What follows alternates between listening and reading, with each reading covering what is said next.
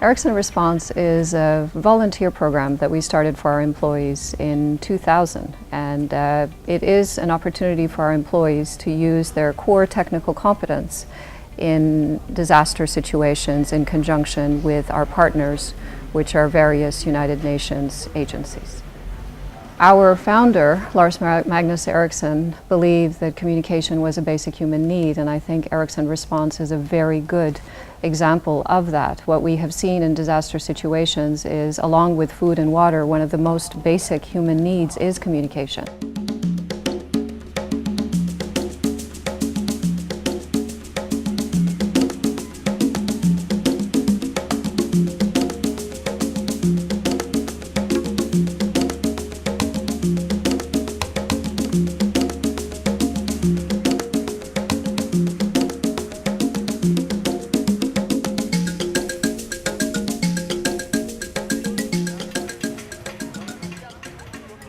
South Sudan is, by many accounts, one of the most underdeveloped places in the world.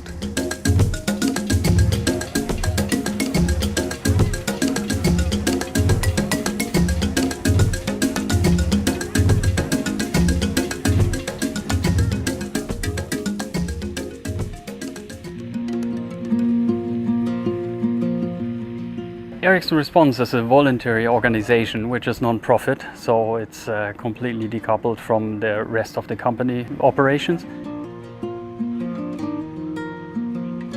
We have managed to set up communication hubs in 4 locations to provide the necessary communications to the humanitarian workers through the support of Ericsson Response.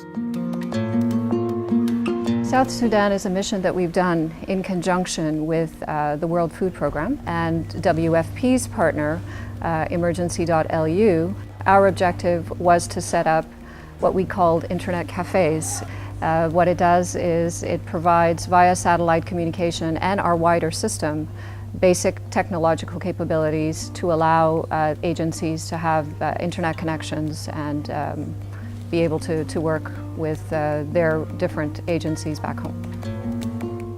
The 8 agencies got a very stable and open internet access in 4 locations distributed over the country.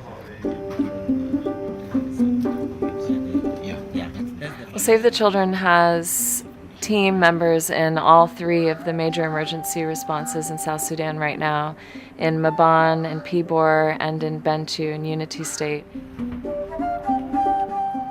The Wi-Fi network that Ericsson Response is providing enables them to do their work. Without it, it's very difficult to communicate with our staff in Juba, with our logistics teams and other areas that are supporting and sending materials to them, say from Bor to Pibor, for example. And honestly, we just couldn't do the work without the internet connectivity.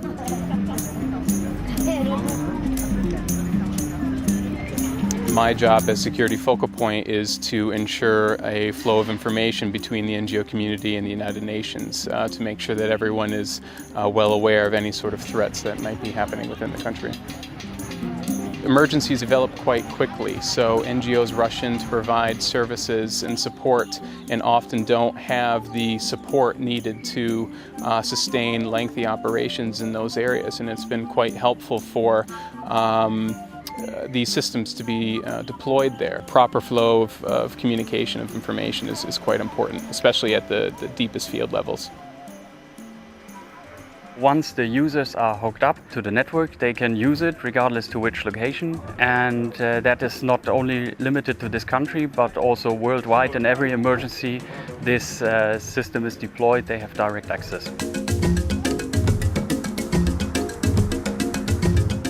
For WFP and the humanitarian agencies, I consider good communications as almost like the arteries and veins in our body.